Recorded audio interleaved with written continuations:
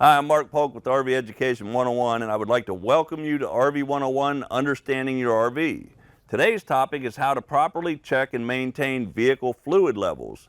This might sound like a simple job, but properly checking and maintaining fluid levels is crucial to a good preventive maintenance program. Let's see how it's done. It doesn't matter if it's a motorized RV, your tow vehicle, or your daily driver. Checking and maintaining all the fluid levels is extremely important.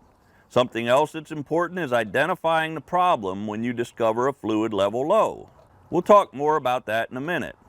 First, we want to identify all of the components on the vehicle that require oil or fluids to operate properly. You can look in the vehicle owner's manual to see where everything is located. The manual also tells you capacities and the proper type of oil and fluids required. Today we are discussing what you as the owner can and should do, but it's important you follow all the dealer maintenance and service requirements too. The engine has a cooling system that requires antifreeze and water to operate properly. The coolant reservoir looks like this, and you can see the minimum and maximum marks right here. If the coolant level is low, there could be a leak in the system. Check all the radiator and heater hoses and clamps for signs of a leak, and look under the vehicle where it is parked for signs of a leak. If you can't find the leak, have it checked out by a reputable service facility. If you need to add coolant, it's important to follow the instructions in the owner's manual. Caution: in some cases, if the coolant is not added properly, it can damage the engine. Only use the type of coolant your vehicle owner's manual recommends, and never remove a radiator cap when the engine is hot or under pressure. If the coolant in the reservoir looks dirty or has a brown rusty color, it should be flushed and replaced. Otherwise, follow your owner's manual guidelines for flushing and replacing the antifreeze. The engine itself uses engine oil to lubricate all of the moving parts. When you check the engine oil, you'll see hash marks on the dipstick like this, and there is a full and add mark. Anywhere in between is the safe area. If the oil level is at the add mark, it will take 1 quart of engine oil to get it back to the full mark.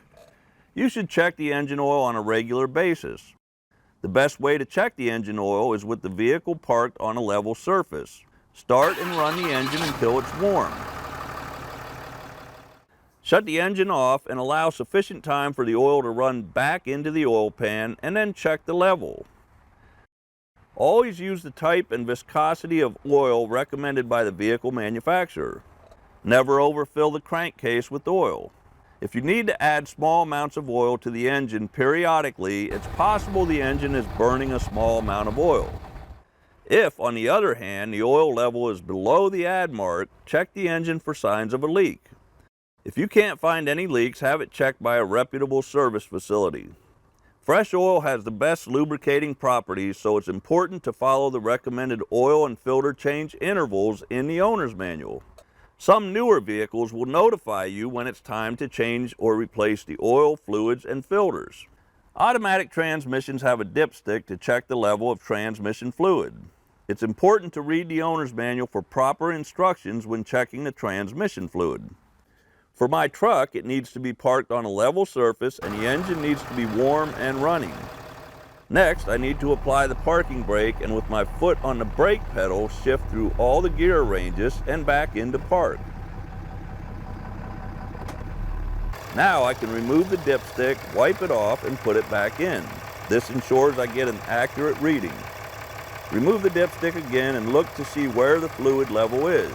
It should be somewhere between normal and hot on the dipstick. If you need to add fluid, only use the recommended fluid and do not overfill the transmission. Transmission fluid should be red in color. If it's brown or smells like it's burnt, have it checked immediately.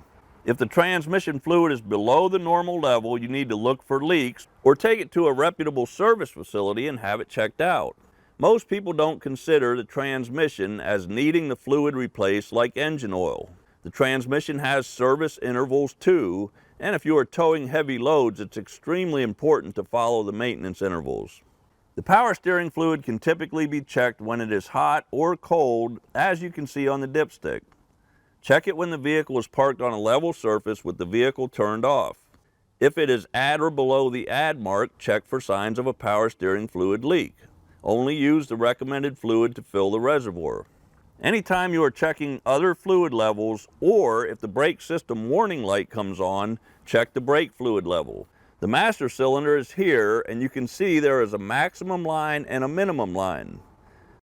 The brake fluid system is a closed system, so anytime it is low on fluid, it needs to be checked for possible leaks. Note, the level can drop a little as the disc brake linings wear, but any significant drop in fluid needs to be checked immediately.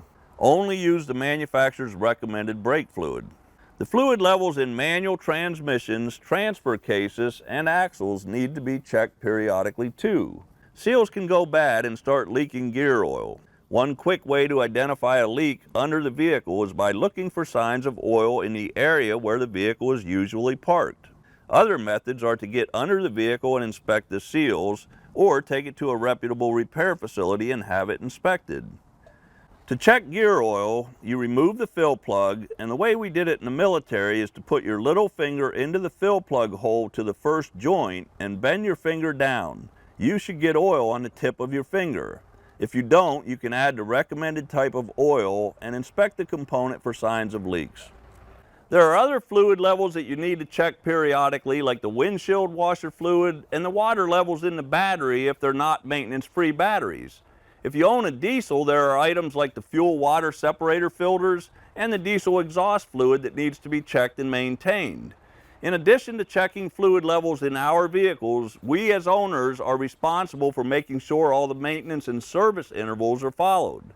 Read the maintenance section in your owner's manual for more information. Making these simple checks and maintaining proper fluid levels will extend the life of your vehicles, whether it's an RV, a tow vehicle, or your daily driver. Happy camping.